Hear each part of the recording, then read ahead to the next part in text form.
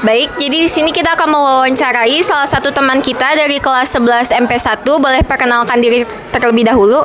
Oke, nama saya Aldi Setiadi Putra dari 11 MP1.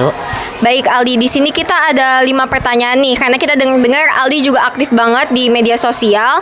Jadi pertanyaan pertama itu, mengapa cyberbullying bisa terasa lebih menyakitkan dibanding perundungan secara langsung? Boleh dijawab Aldi?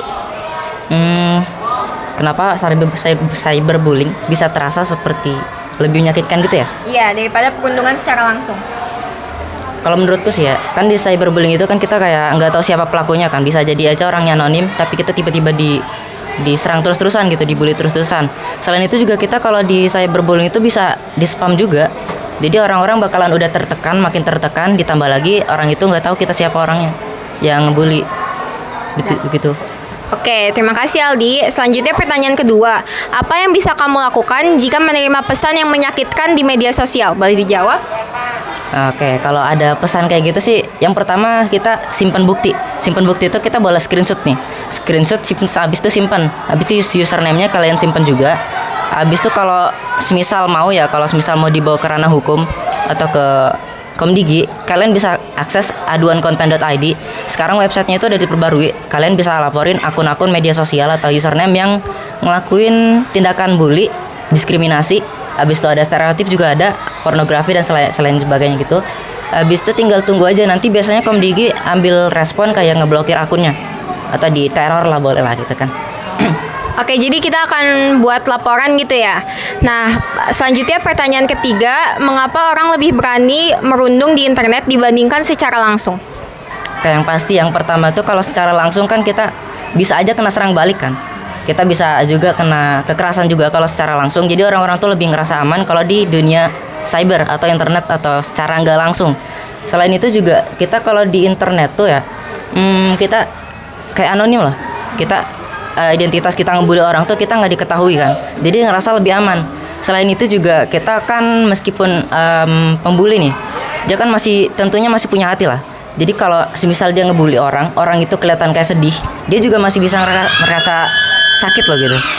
Tapi kalau di internet dia kan melalui teks saja ya kan, jadi dia nggak bakalan ngelihat raut wajah orang itu sedih atau enggak, jadi dia bakalan ngerasa lebih kejam gitu, lebih bebas. Oke, baik. Selanjutnya pertanyaan keempat, bagaimana cara menjaga diri agar tidak menjadi korban cyberbullying?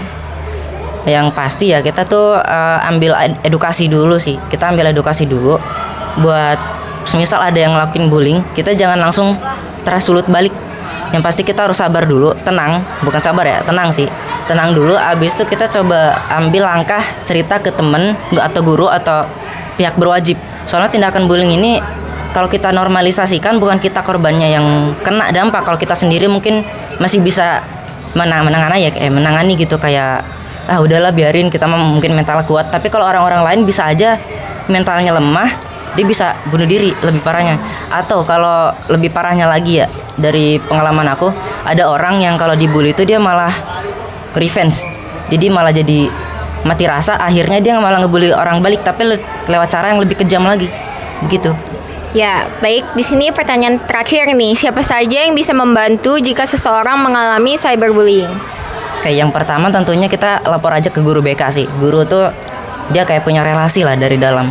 Kan dinas pendidikan tuh punya relasi ke perlindungan perempuan dan anak kan. Nah, nanti biar mereka yang urus, atau sekaligus langsung aja diproses orang tuanya, dipanggil. Atau kalau mau ya langsung aja lapor ke pihak berwajib. Kita bisa lapor ke komisi perlindungan perempuan dan anak. Kita bisa lapor aja langsung biar diproses sama mereka. Jadi kita nggak usah main hakim sendiri, soalnya takut malah kita sendiri yang kena nanti. Sudah. Baik, terima kasih banyak kepada teman kita Aldi Setiadi Putra